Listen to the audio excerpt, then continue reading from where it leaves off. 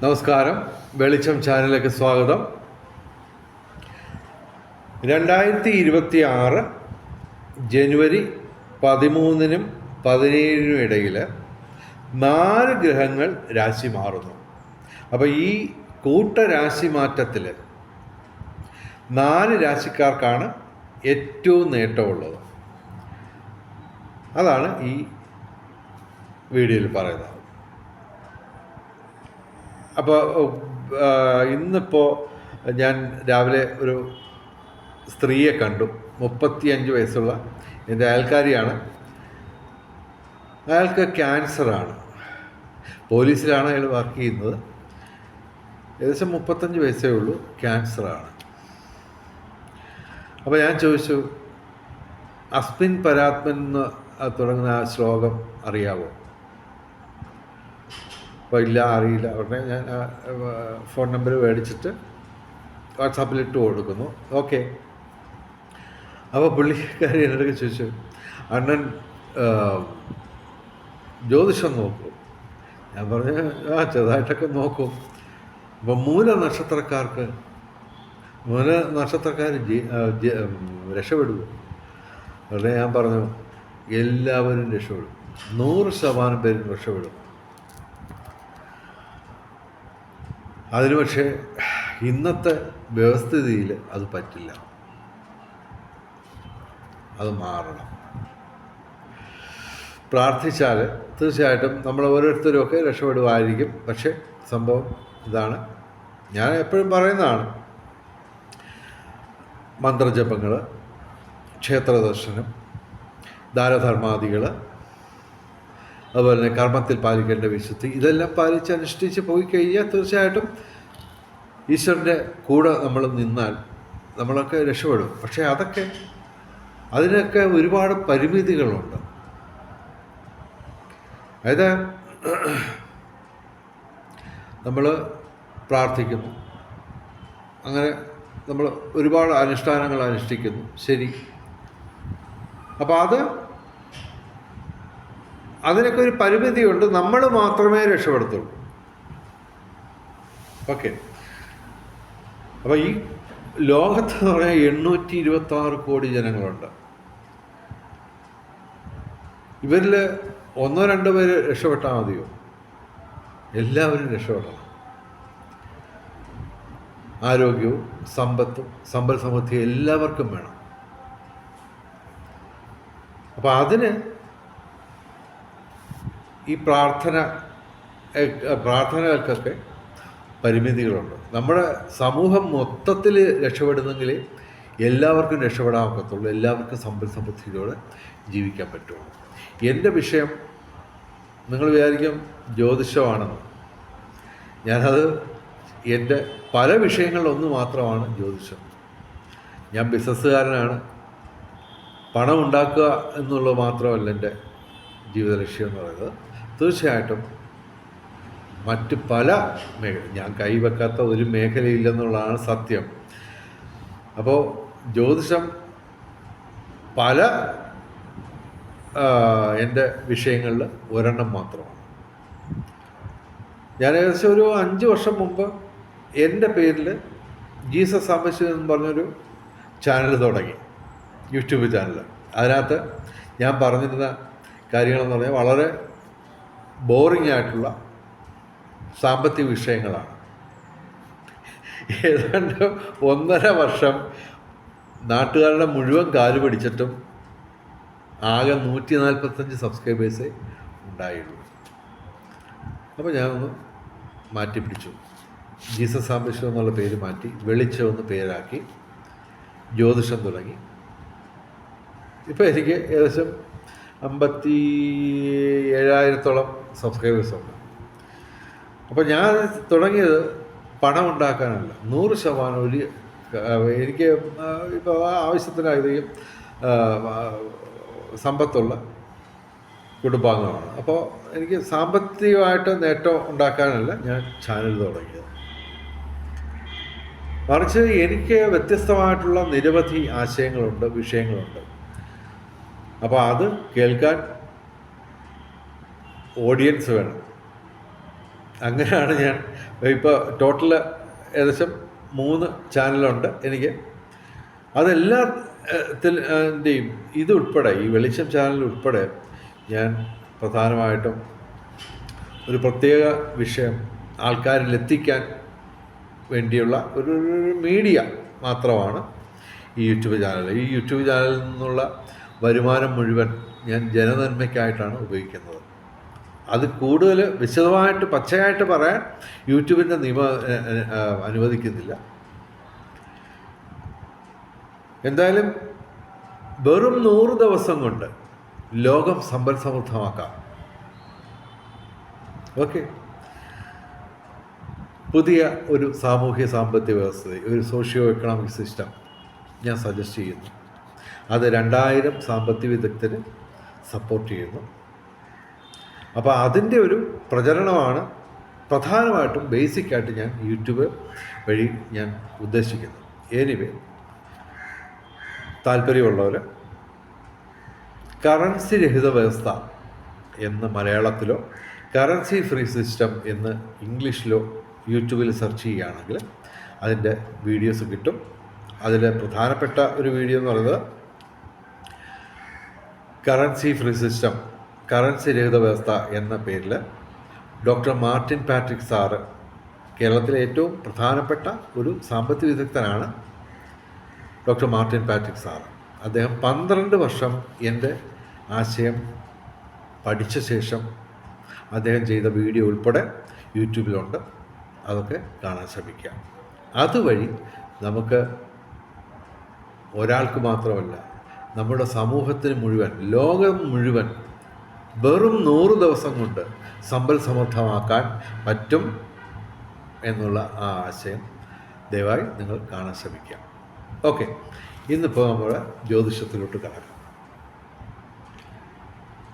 ജനുവരി 13 3:59 AM രാവിലെ, വെളുപ്പിന് 3:59 AM ശുക്രൻ മകരം രാശിയിലേക്ക് രാശി മാറുന്നു.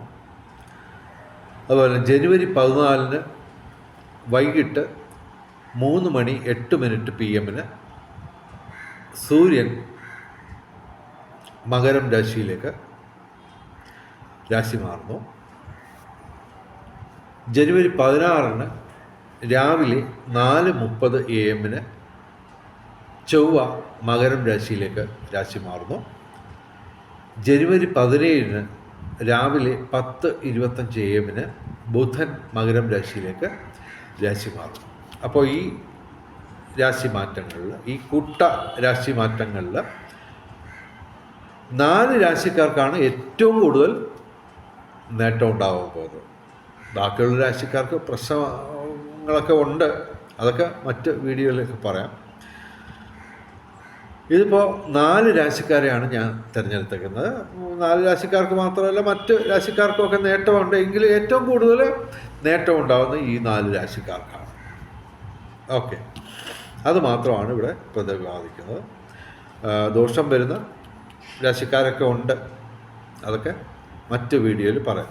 ഓക്കെ, ആദ്യം ഞങ്ങൾ പറയുന്ന രാശി എന്ന് പറയുന്നത് മേടം രാശിയാണ്. അശ്വതി ഭരണി കാർത്തിക ആദ്യപാദം. ഇവർക്ക് ഈ രാശിമാറ്റത്തിൽ പ്രധാനമായിട്ടും സൂര്യൻ ബുധൻ ചൊവ്വ ഇവ അനുകൂലമായിട്ട് വരുന്നു. ഓക്കെ, 10ാം ഭാവത്തിൽ, കർമ്മഭാവത്തിൽ ഇത് 3 കൂടെ വരുന്നു. നേട്ടമാണ്, തൊഴിൽപരമായിട്ടുള്ള നേട്ടം. അത് മകരമാസം മുഴുവൻ മേടം രാശിക്കാർക്കുണ്ടാവും. പിന്നെ ചൊവ്വ അനുകൂലമാണ് കർമ്മഭാവത്തിൽ. അപ്പോൾ തീർച്ചയായിട്ടും ചൊവ്വ വഴിയുള്ള നേട്ടങ്ങൾ, ഭൂമിക്രയവിക്രയങ്ങളിലുള്ള നേട്ടം, രാഷ്ട്രീയ രംഗത്തും പൊതുരംഗത്തും ഉയർച്ച, നിയമപരമായ പ്രശ്നങ്ങളിൽ അനുകൂലമായ മാറ്റം. പിന്നെ നേരത്തെ തന്നെ ഇവർക്ക് സർപ്പവും രാഹുവും അനുകൂലമായതുകൊണ്ട് ഭാഗ്യപരീക്ഷണങ്ങളിലും സാധ്യതയുണ്ട്. ഇനി തുലാം രാശി. തുലാം രാശി എന്ന് പറയുമ്പോൾ ചിത്തിര അവസാന 2 പാദം, ചോതി വിശാഖ ആദ്യ 3 പാദം. തുലാം രാശിക്ക് ബുധൻ, ശുക്രൻ ഇവ അനുകൂലമാണ്.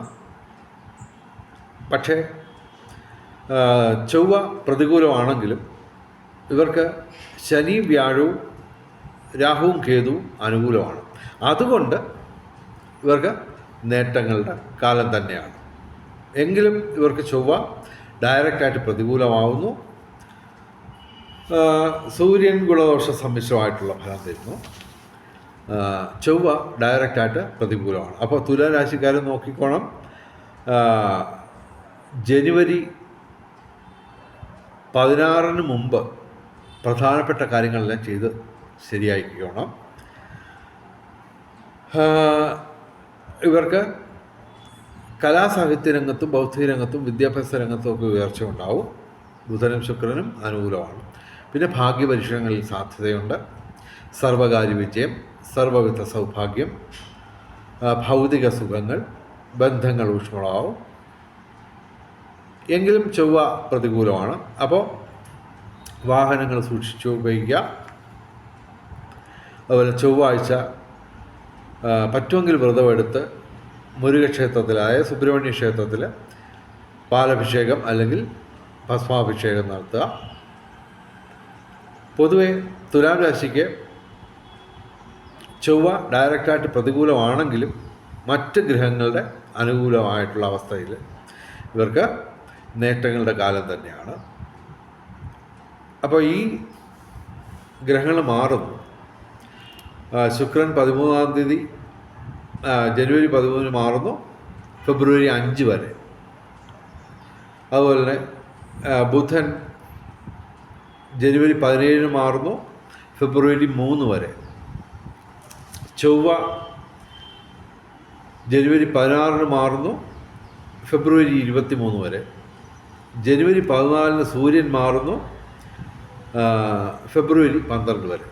ഓക്കെ, ഈ കാലയളവിൽ ഇതിനുള്ള ഏകദേശം ഒരു 20-23 ദിവസം ആണ് ഈ ഫലങ്ങൾ അനുഭവത്തിൽ വരുന്നത്. അങ്ങനെ ഇപ്പോൾ നമ്മൾ 2 രാശിക്കാരെ കുറിച്ച് പറഞ്ഞു. മേടം രാശിയും തുലാം രാശിയും നേട്ടങ്ങളുടെ പാതയിലാണ്. ഇനി ഞങ്ങൾ പറയുന്ന രാശി എന്ന് പറയാൻ ധനുരാശിയാണ്. മൂലം, പൂരാടം, ഉത്രാടം ആദ്യപാദം. ധനുരാശിക്ക് സൂര്യൻ, ചൊവ്വ ഒക്കെ പ്രതികൂലമായിരുന്നു. അത് ഈ കാലയളവിൽ ഡയറക്റ്റായിട്ട് അനുകൂലമല്ലെങ്കിൽ ആ പ്രതികൂലാവസ്ഥ മാറിക്കിട്ടുന്നു. അതുകൂടാതെ ഇവർക്ക് വ്യാഴം, ബുധൻ, ശുക്രൻ, സർപ്പം, ശിഖി ഇവയെല്ലാം അനുകൂലമാണ്. ഇവർക്ക് ഡയറക്റ്റായിട്ട് പ്രതികൂലം ശനി മാത്രമാണ് ഈ കാലയളവിൽ. അപ്പോൾ ഇവർ ശനിയാഴ്ച വ്രതമെടുത്ത് ശിവന്, അയ്യപ്പന്, ശനിക്ക് വഴിപാടുകൾ നടത്തുക. ഇവർക്ക് കലാസാഹിത്യ രംഗത്തും ബൗദ്ധിക രംഗത്തും വിദ്യാഭ്യാസ രംഗത്തും ഉയർച്ച ഉണ്ടാവും. ഭാഗ്യപരീക്ഷണങ്ങളിൽ സാധ്യതയുണ്ട്. ബന്ധങ്ങൾ ഊഷ്മളമാവും. വിവിധ സ്രോതസ്സിൽ നിന്ന് ധനവരമുണ്ടാവും. ഭൗതിക സുഖങ്ങൾ, പൊതുവെ ദൈവാധീനം. പിന്നെ 7-ാം ഭാവത്തിലെ വ്യാഴം ഇവർക്ക് ജീവിത പങ്കാളിയായിട്ടുള്ള ബന്ധങ്ങളിലും ഓപ്പോസിറ്റ് സെക്സുമായിട്ട് ഇവർക്ക് അനുകൂലമായിട്ടുള്ളൊരു ബന്ധം കൂടുതൽ ഊട്ടിയുറപ്പിക്കപ്പെടാൻ പറ്റും. അപ്പോൾ ധനുരാശിക്കും നേട്ടങ്ങളുടെ കാലമാണ്. പ്രത്യേകിച്ച് ജനുവരി 13 തൊട്ട് ഫെബ്രുവരി 5 വരെ ഉള്ള ആ കാലഘട്ടം, ഒരു 10-20-23 ദിവസം. ഓക്കെ, ഇനി ഞങ്ങൾ പറയുന്ന രാശി എന്ന് പറയുന്നത് മീനം രാശിയാണ്.